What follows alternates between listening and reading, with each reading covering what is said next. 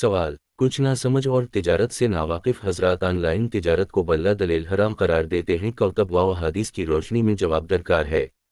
جواب: واضح رہے کہ آن لائن تجارت نہ تو مطلقہ ناجائز ہے اور نہ مطلقہ جائز، بلکہ اس کی بعض صورتیں جائز ہیں اور بعض ناجائز ہیں۔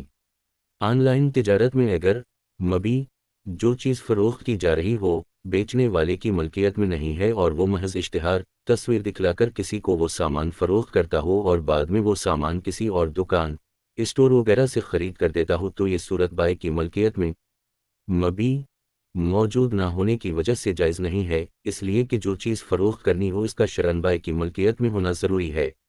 اس کے جواز کی صورتیں درج ذیل ہیں۔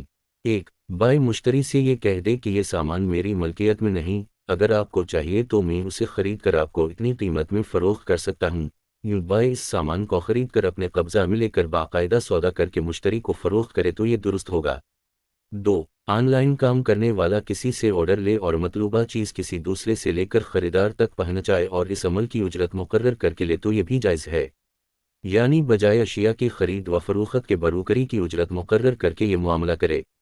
3. اگر مبی بائع کی ملکیت میں موجود ہو اور تصویر دکھلا کر سودا کیا جا رہا ہو تو ایسی صورت میں بھی آن لائن خریداری شرع درست ہوگی، البتہ جواز کی ہر صورت میں خریدار کو مطلوبہ چیز ملنے کے بعد خیار رویت حاصل ہوگا، یعنی جب مبی خریدار کو مل جائے تو دیکھنے کے بعد اس کی مطلوبہ شرائط کے مطابق نہ ہونے کی صورت میں اسے واپس کرنے کا اختیار حاصل ہوگا۔